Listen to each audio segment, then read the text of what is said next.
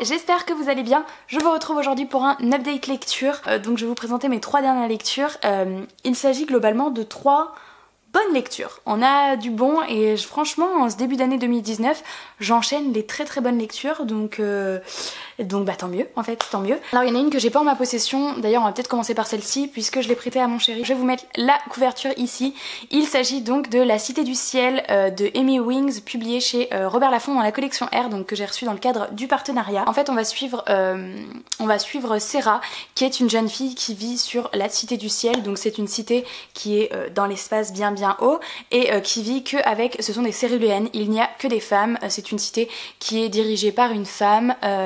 Toutes les familles sont constituées, en fait il y a à chaque fois 3 femmes qui s'unissent pour concevoir un bébé, donc bah voilà, il y a tout un fonctionnement particulier qui est bien détaillé au début et que j'ai trouvé assez original. Puis Sarah s'est toujours sentie un petit peu différente des autres, déjà parce qu'elle ne ressent pas d'attirance, que ce soit physique, sexuelle, amoureuse ou quoi, pour les femmes. Il en vient au fait que la cité doit de temps en temps, alors ça peut tomber une fois par millénaire, bref on sait pas, c'est un petit peu aléatoire, mais la cité survit en pompant ses ressources des planètes qui sont en dessous grâce à un fil qui est invisible, enfin qui est invisible à l'œil humain mais qui est visible pour les céruléennes. Et bien parfois quand on a épuisé la totalité des ressources de la Terre d'en dessous, il faut que la planète se déplace et aille pomper un petit peu ses ressources ailleurs. Donc dans ces cas là il faut qu'il y ait une céruléenne qui soit sacrifiée pour couper le cordon dans sa chute. Donc elle saute de la cité et va couper le cordon, en fait c'est un sacrifice puisqu'après bah, elle meurt, hein, basta. Et donc eh bien vous vous doutez bien que qui c'est qui va être élu pour faire ce sacrifice, c'est Sarah. Donc Sarah, on apprend, donc vous inquiétez pas, je vous spoil rien, c'est dans le résumé, d'ailleurs on le voit sur la couve, elle se jette. Sarah va être donc élue pour se sacrifier, sauf que ça va pas se passer comme prévu puisque de 1 elle va pas parvenir à couper le cordon et de 2 elle va pas mourir. Bref, elle va atterrir donc eh bien dans la civilisation en dessous et eh bien évidemment elle atterrit parmi les humains et elle est une céruléenne, elle a la peau argentée, elle a les cheveux bleus, elle a le sang bleu, il y a rien qui va. Ils se disent c'est quoi cette meuf, elle a dit c'est quoi ces gens, ils parlent même pas la même langue et voilà. À partir du moment où elle est arrivée sur Terre et qu'il s'est passé des choses, j'ai été vraiment à fond dans ma lecture. Le début était un peu lent et puis un peu bizarre, j'ai un peu de mal avec la plume, je dois vous avouer. Alors je sais pas si c'était la traduction ou si c'est vraiment la plume d'Amy Wings, moi j'avais pas lu du tout Le Joyau de cette même auteure, mais j'avais un peu de mal, j'avais un truc qui faisait que ça me laissait un peu à distance, j'étais pas à fond dans ma lecture. Ok, je suivais et j'avais envie de savoir ce qui allait se passer parce qu'il y avait vraiment le côté mystérieux et original, mais ouais, j'étais pas à fond dedans, genre j'étais un peu à distance du livre. Je saurais pas expliquer pourquoi, mais la plume me plaisait pas tellement. Et puis après, à partir du moment où on est arrivé vraiment dans la civilisation en dessous et que on a vu voilà les humains, où il y avait un peu cet aspect c'est quoi cette nana, et bien là j'ai vraiment été captivée dans mon récit et j'ai aimé beaucoup de choses. J'ai aimé tout l'aspect autour des différentes créatures, donc il n'y a pas que les céruléennes qu'on découvre. Et après je me suis sentie ultra à l'aise avec la plume, avec l'histoire, et donc j'ai vraiment adhéré. Donc franchement je vous conseille à fond cette histoire parce que pour moi elle était originale, elle sortait du lot, et puis j'ai trouvé quand même un rythme ultra intéressant, malgré que le début, voilà, je vous dis le début j'ai un petit peu de mal, mais après franchement une fois qu'on est dans la lecture et une fois que les choses se passent, bah j'ai trouvé ça ultra fluide et bah j'attends juste d'avoir le tome 2 maintenant en fait. Le deuxième livre que je vous présente, il s'agit de Warcross de Marie-Lu, publié chez Pocket Jeunesse. Ce livre m'avait été offert par Justine l'année dernière à mon anniversaire et donc j'ai mis un petit peu de temps à le lire, mais avec la sortie du tome 2 qui est arrivé, je crois c'était en janvier, je me suis dit plus le choix, je vais le lire. Alors ce livre c'est trop bizarre parce que je vais galérer à en donner un avis pour la simple et bonne raison que c'est une très bonne histoire, ça y a pas de doute, mais en fait j'ai été perturbée par le fait que j'arrivais pas à comprendre ce qui se passe dans le livre, enfin pas à comprendre, à visualiser ce qui se passait. En fait, on est dans c'est un univers de science-fiction mêlé aux jeux vidéo. On est dans un univers où toute la population quasiment joue au jeu Warcross. Warcross, qu'est-ce que c'est? C'est un jeu où on chausse des lunettes et on arrive dans une autre dimension. Et même, je vais galérer à vous l'expliquer parce que comme j'ai pas trop compris, alors mon chéri se fout un peu de ma gueule à côté de moi parce que pour lui, c'est des choses qu'il a vachement intégrées, tout ce qui est la réalité augmentée, réalité. Moi, j'ai beaucoup de mal parce que je suis très cartésienne et bon, j'avais du mal à concevoir tout ça. Et pourquoi quand elle met les lunettes, elle voit, il y en a, ils se baladent avec des chiens, mais en fait, le chien, il est pas vraiment là. Mais à la fois du coup il peut caresser son chien. Bon, j'avais la ridicule avec mes questions, mais bref, donc du coup bah, je vais galérer un peu à vous l'expliquer, mais bref, tout le monde joue au jeu Warcross, qui fait qu'en fait quand tu chausses tes lunettes ou quand tu arrives dans... Bah, ça te permet de rejoindre le jeu Warcross et donc du coup tu incarnes ton personnage, tu restes assis sur ton canapé mais tu fais bouger ton avatar dans la ville et il y a des choses à récupérer, bref, et donc tu peux monter des niveaux et à chaque fois que tu découvres un nouveau lieu, bref, donc c'est tout un truc comme ça, c'est mêlé entre le jeu vidéo et la science-fiction. Et donc on va arriver au moment où il y a le championnat de Warcross qui va se passer, donc avec des joueurs vraiment expérimentés à des niveaux ultra hauts, et où Emika, elle c'est une jeune fille qui un peu en galère d'argent, en galère, son père l'a laissée avec des dettes, et du coup bah elle enchaîne un peu les trucs pas trop clean, notamment elle pirate parfois le jeu Warcross, alors elle se démerde pour arriver à piquer des récompenses que des gens ont pris dans les jeux, des trucs qui restent virtuels mais qu'elle peut revendre, bon bref il y a tout un truc comme ça, et le truc qu'elle va arriver à faire c'est qu'elle va réussir à pirater le championnat au moment, donc qui va s'arrêter net, qui va se couper, mais elle va être repérée par Hideo, et Hideo c'est le grand créateur du jeu Warcross. Je regarde mon truc parce que je me souviens plus des noms des personnages, qui est le grand créateur et qui la repère. Au début on sait pas pourquoi il la repère, mais ça je vous laisse deviner. Franchement c'est une bonne histoire, c'est super original, c'est ultra intéressant, et là pour le coup il y a de l'action à gogo, ça s'arrête jamais. Mais moi le truc qui m'a perturbée c'est que purée mon cerveau voulait pas comprendre, voulait pas capter, j'étais perdue entre la réalité et le fictif en fait. J'avais du mal à savoir ce qui se passait dans le jeu et ce qui se passait pas dans le jeu, alors pourtant je pense que c'était très bien expliqué et tout ça, mais c'est juste que vous voyez mon esprit de cartésienne, mais il voulait pas comprendre, j'arrivais pas à savoir comment on pouvait être le cul dans son... Enfin voilà, c'est totalement débile, mais j'arrivais pas, c'était trop... Et alors il essayait de me dire mais c'est comme si tu jouais à un jeu sur PC, sauf que là en fait t'incarnes ton avatar mais tu restes sur ton PC, mais ton avatar se déplace dans le monde dans lequel...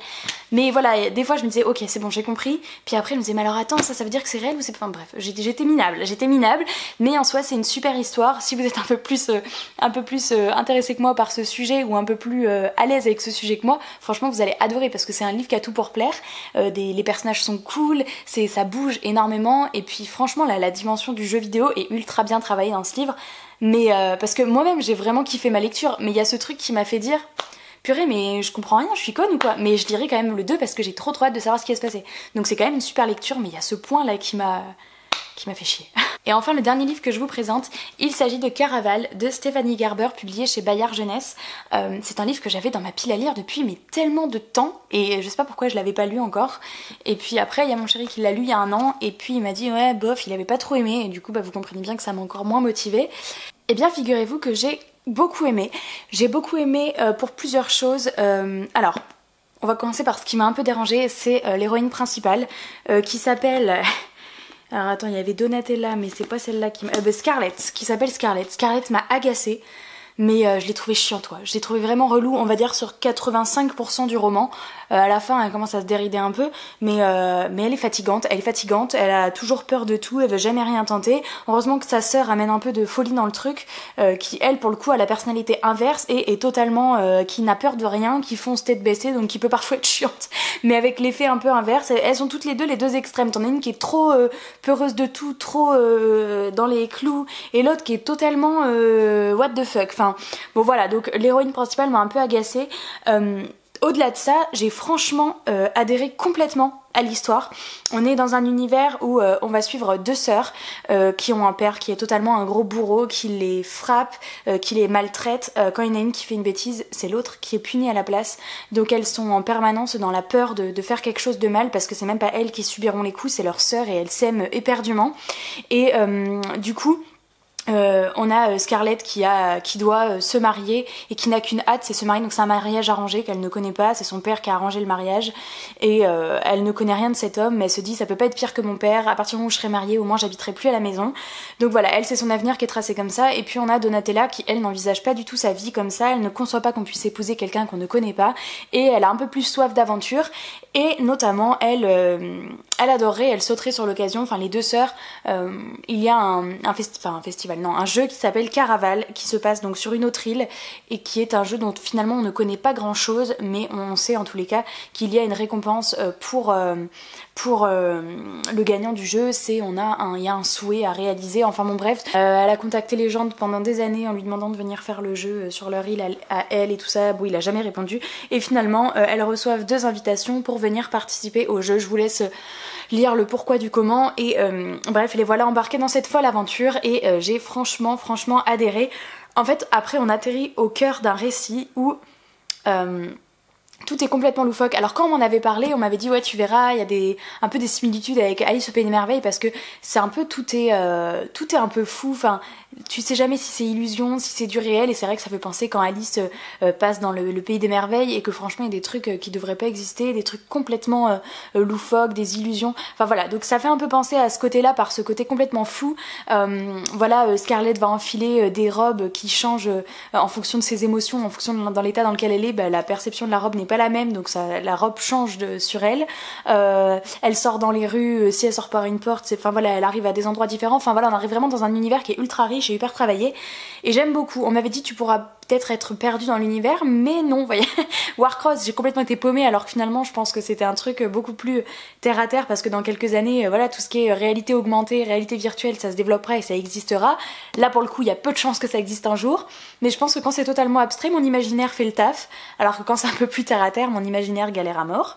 Bref, donc du coup l'univers m'a beaucoup plu, et voilà, et après c'est en permanence des questionnements, on mène une enquête puisque Donatella va disparaître et Scarlett va comprendre rapidement qu'en fait le jeu cette année tourne autour de sa sœur et que tous les candidats vont devoir trouver Donatella, et c'est le premier qui trouve Donatella qui obtiendra la récompense. Donc le problème c'est que Scarlett, elle a du mal à trouver que c'est un jeu parce que pour elle on lui a vraiment enlevé sa petite sœur, et donc du coup tout le récit s'articule autour de ça et on en vient à se poser plein de questions. Qu'est-ce qui est réel, qu'est-ce qui est pas vrai, est-ce qu'on lui a enlevé pour le jeu ou est-ce que c'est uniquement des illusions, est-ce que tout ce qui se passe c'est vrai, c'est faux. Le lecteur se pose en permanence ces questions, on est largué, je me suis trouvée balancée d'un côté à l'autre, il y avait des révélations, je me disais ah ok, je l'ai pas vu venir.